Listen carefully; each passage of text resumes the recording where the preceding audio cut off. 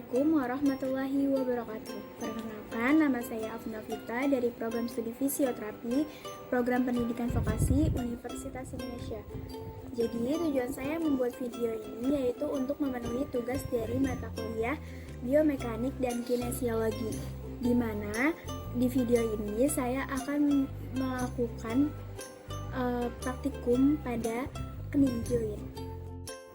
Keni kompleks tersusun dari tibiofemoral joint, patellofemoral joint, dan proximal tibiofibular joint.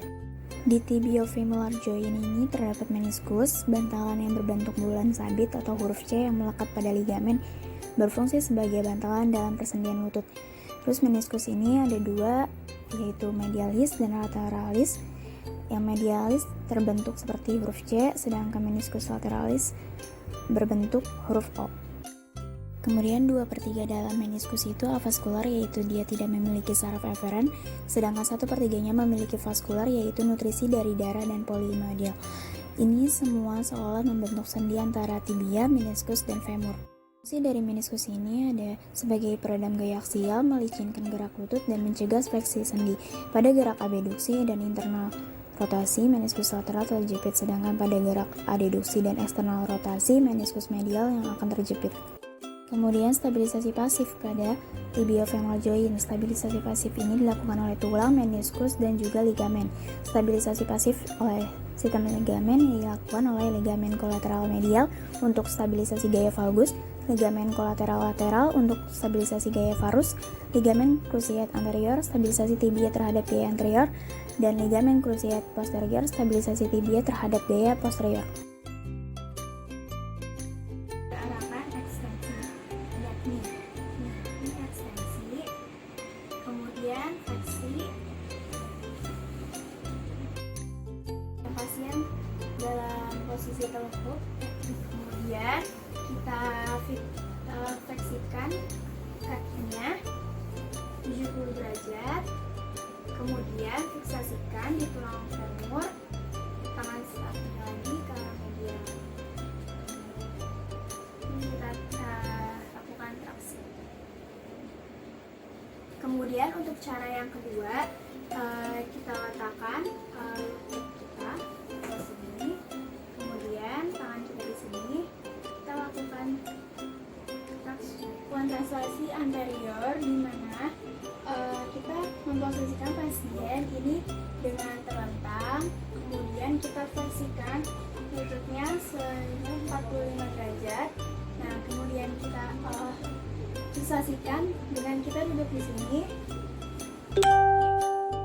Kemudian kedua ibu jari kita letakkan ke arah antara tibia, kita letakkan di sini. Kemudian dua ibu jari ini kita dorong ke depan.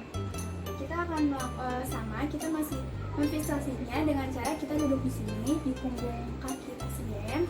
Kemudian kita kedua ibu jari kita taruh di tibial. Kemudian untuk posterior kita dorong ke arah posterior.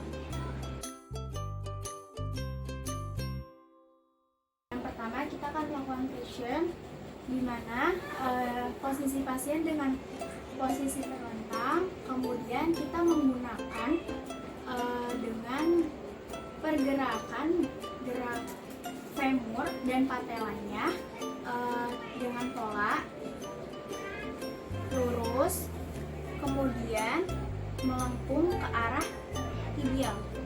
Kemudian saya luruskan lagi. Lakukan translasi, di mana kita akan membuat pasien untuk melakukan ekstensi full. Setelahnya kita melakukan translasi untuk ke arah medial, lateral, inferior, dan superior. Seperti ini.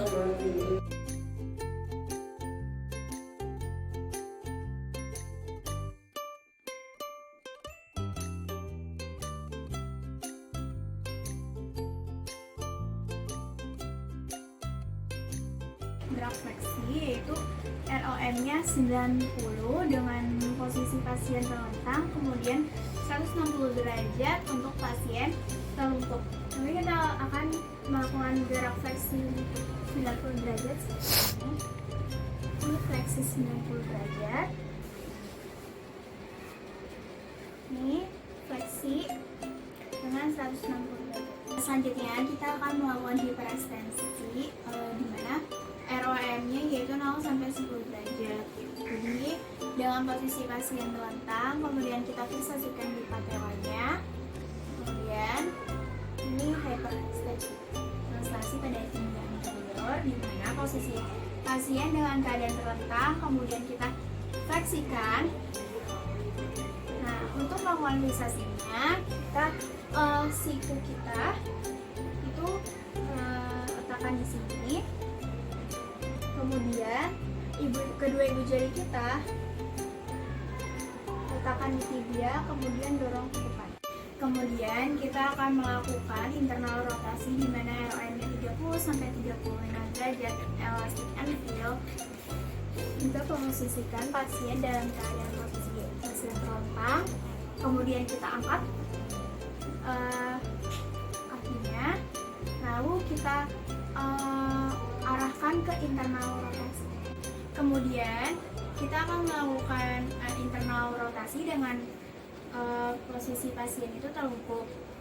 Jadi kemudian kita akan melakukan fleksi ini pada pasien. Kemudian kita arahkan internal rotasi ke arah lateral atau luar.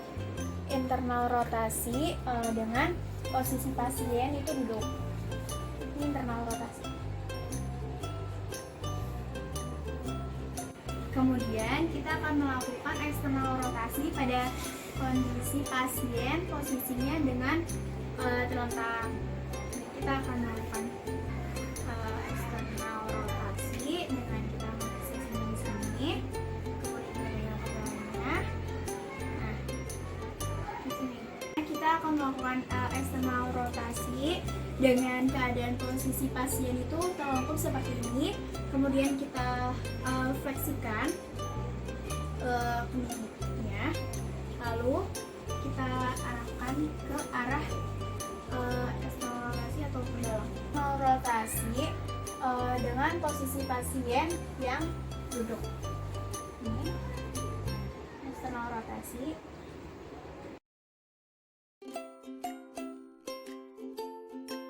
Pertama kita akan melakukan fleksi isometrik ini, yaitu kita akan melakukan fleksi pada ini pasien 45 derajat. Kemudian kita instruksikan pada pasien untuk melakukan fleksi, kemudian kita yang tahan.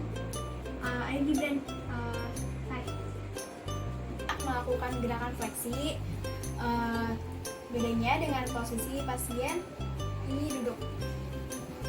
Kita akan menginstruksikan pasien untuk menarik kakinya ke atas, kemudian kita beri tahanan karena ini termasuk gerakan isometrik.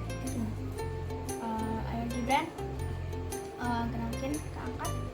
Selanjutnya kita akan melakukan gerak isometrik, gerakan ekstensi, di mana kita akan memposisikan pasien dengan keadaan terlentang, lalu kita fleksikan lutut pasien, fleksikan, kemudian kita instruksikan kepada pasien untuk meluruskan kakinya untuk melakukan ekstensi knie, namun kita tahan.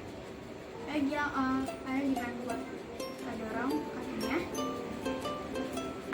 Ekstensi pada gerak isometrik knie.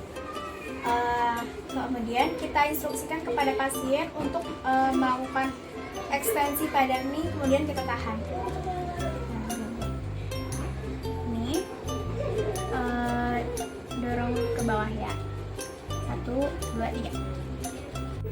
Jadi itulah praktikum pada knie.